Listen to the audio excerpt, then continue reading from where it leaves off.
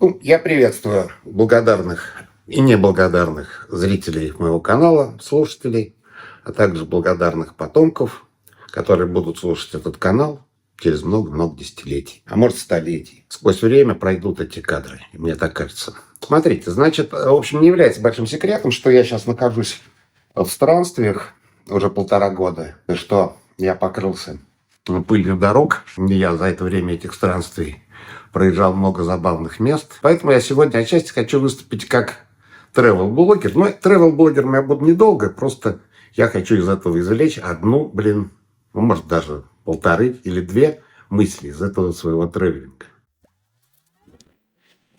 В одном из поселений, через которые проходили мои пути, на его окраине есть большое, не очень большое, нормальное такое по размерам, длиной несколько километров, соляное озеро. И в нем живут, извиняюсь за выражение, розовые фламинго. Что, в принципе, само по себе звучит довольно романтично. Потому что розовые фламинго принято считать птицами такими романтическими. Потому что, во-первых, они розовые, во-вторых, они фламинго и не везде водятся. Это все-таки не воробьи какие-нибудь, да?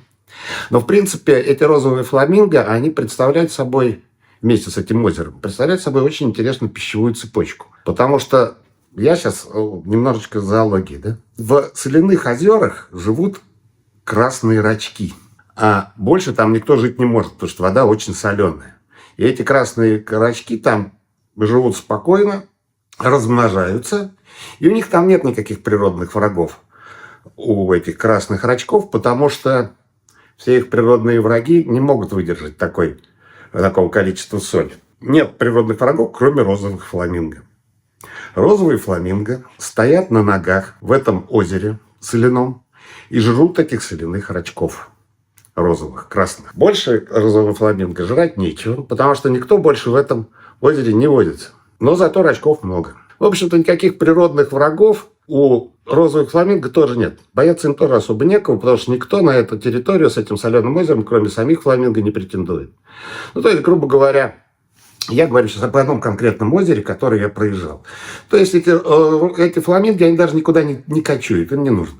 Погода их устраивает, тепленькая, количество рачков их устраивает, природных врагов нет, собственно, потому что никто такую дрянь жрать не хочет. Ни фламингов, ни рачков. И вот они, значит, круглыми, можно сказать, днями, неделями и месяцами стоят и вот так головой туда плюх и жрут рачков. И дети их тоже потом жрут рачков. И родители их жрали рачков.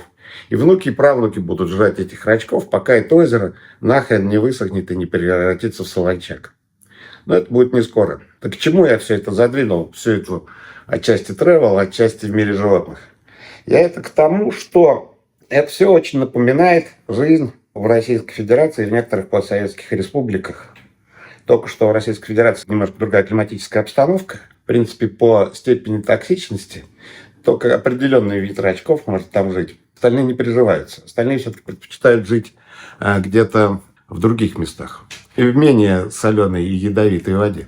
Соответственно, там есть свои фламинги. То есть партии правительства, всякие товарищи наши, которые нам совсем не товарищи, из ФСБ и прочих этих самых милиций и полиций, которые что-то успели хапнуть, у которых никаких естественных врагов в этом ареале нет.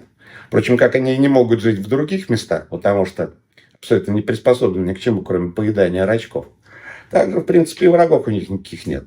Кроме самих друг друга, но друг друга они особо не пинают. Но и рачки-то тоже нигде жить не могут больше. Понимаете, в чем дело? Вот у них для этих рачков там свое телевидение, свое кино, свои кинематографисты, свои... Кто там еще? Хоккеисты. Более что, в других условиях они просто вымрут.